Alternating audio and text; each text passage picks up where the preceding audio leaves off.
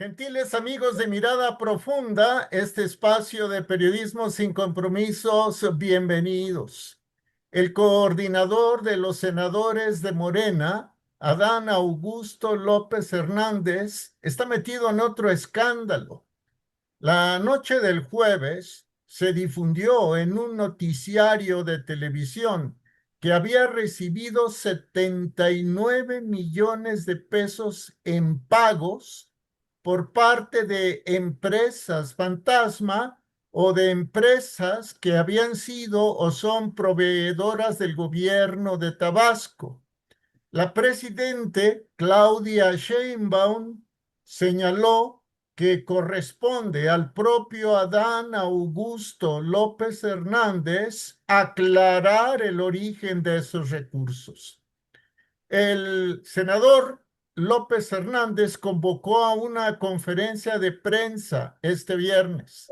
Negó que hubiera incurrido en ilícitos. Aceptó haber recibido 79 millones de pesos, esos que se reportaron anoche en un noticiario de televisión. Dijo que fueron pago de sus servicios profesionales. Aseguró que los manifestó en su declaración de bienes y también en sus declaraciones fiscales. Adán Augusto López Hernández, ex gobernador de Tabasco y ex secretario de Gobernación en el gobierno de Andrés Manuel López Obrador, es de los más cercanos precisamente al expresidente López Obrador. Adán Augusto negó este viernes tener conflictos de interés. Yo de manera directa nunca otorgué ningún contrato a Rabate. Siendo Nunca. gobernador. No era mi facultad. ¿Su gobierno no? No, mi gobierno no sé, pero yo no. Pero el gobernador no, es y que usted después me recibir dinero de esa empresa. Permítame, es que usted dolosamente dice, usted le dio un contrato y después recibió. No mienta. No, ni miento ni soy doloso. Digo y se lo digo con todo respeto, yo no otorgué ningún contrato a esa empresa que usted menciona. Llama la atención que los escándalos en que se ha visto envuelto Adán Augusto López Hernández derivan de publicaciones periodísticas. El primero de esos escándalos fue por haber nombrado a Hernán Bermúdez Requena como secretario de Seguridad Pública de Tabasco. Bermúdez Requena es el presunto jefe de la banda criminal La Barredora. Por otro lado, este reciente escándalo, el de los 79 millones de pesos y el presunto conflicto de interés, lo desató un noticiario de televisión la noche de este jueves. Sobre el particular conversaremos con el maestro en justicia federal Víctor Manuel Ornelas Carzolio, quien nos acompaña cada semana.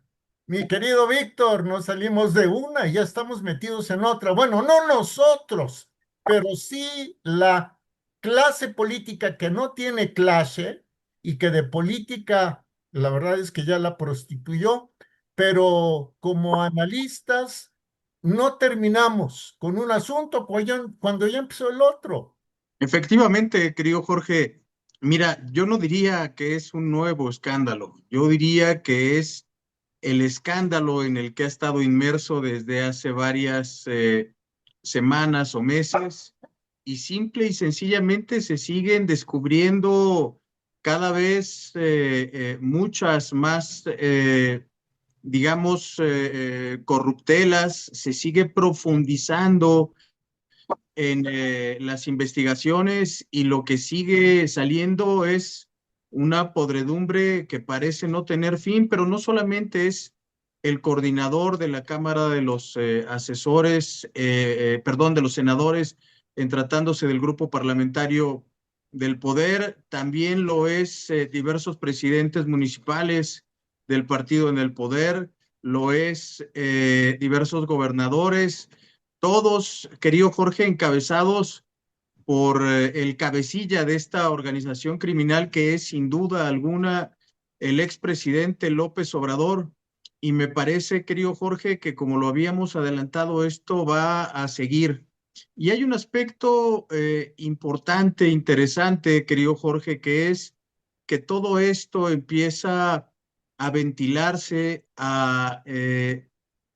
de alguna forma a transmitirse, a filtrarse en el gobierno de otra morenista como lo es la presidenta Sheinbaum, y que en mi apreciación habla de esto que nosotros dijimos tenía que suceder en algún momento, que es precisamente la escisión, el rompimiento entre ambos gobiernos. Y sin duda alguna también, querido Jorge, es algo que le debemos a los Estados Unidos de Norteamérica, la presión que ellos han ejercido, porque de otra manera no hubiéramos tenido noticias de estos eventos cada vez mucho más deleznables, yo diría incluso vomitivos, que dibujan de cuerpo entero lo que fue la administración anterior y en una muy buena medida lo que es este movimiento supuestamente de regeneración nacional. Es paradójico y es de verdad lastimoso la forma en la que, como bien lo dijiste, han prostituido la política y el ejercicio público. Fíjate, antes de hacer una consideración sobre lo que dices, me gustaría parafrasear esto último que has dicho, perdón por la redundancia, en cuanto al movimiento de regeneración nacional. Considero que es un movimiento de degeneración nacional. Cierro el paréntesis y te pregunto, ¿infieres entonces que se trata de filtraciones que vienen desde lo alto del poder, las que tienen en jaque, por ejemplo, a Adán Augusto López Hernández? Mira, querido Jorge, no habría forma de que los medios de comunicación, por muy importantes que estos sean, por muy influyentes que estos sean, por mucho acceso que tengan, esto no sería posible, en mi opinión, si desde el gobierno no se filtrasen estas informaciones, estos documentos, estas notas que hablan justamente de lo podrido que está el sistema político. Y además hay otro elemento que me parece a mí fundamental. No hay que olvidar, querido Jorge, que por lo menos respecto de aquellos que están siendo puestos bajo el escrutinio público, tuvieron ciertas diferencias con la presidenta Sheinbaum, si no es que hablamos de francos encontronazos, de francas diferencias, y se empiezan a ver, a vislumbrar cómo de a poco empiezan a exhibirse estas corruptelas. Yo, por lo menos en mi apreciación, me parece que sí tiene que ver con filtraciones desde el gobierno, y si la presidente no lo ha autorizado, no lo ha aceptado, pues evidentemente entonces hay otro grupo de poder que empieza a mover fichas en este tablero de la política, y quedaría muy mal parada la presidenta. Yo espero que sea la propia presidenta la que de una manera convictiva, es decir, por una convicción personal, empiece a filtrar, o su gobierno empiece a filtrar esta información con el afán, primero, de limpiar el ejercicio público, querido Jorge, con el afán de evitar esta degeneración que se ha encabezado desde el gobierno, desde la administración anterior, en la que se ha pretendido degenerar no solamente la política, sino a la sociedad toda, y que también obedezca desde luego a la presión de los Estados Unidos y a tratar de generar un clima de certidumbre, de estabilidad con ellos, porque además estoy seguro que esa misma información la tienen los Estados Unidos de Norteamérica.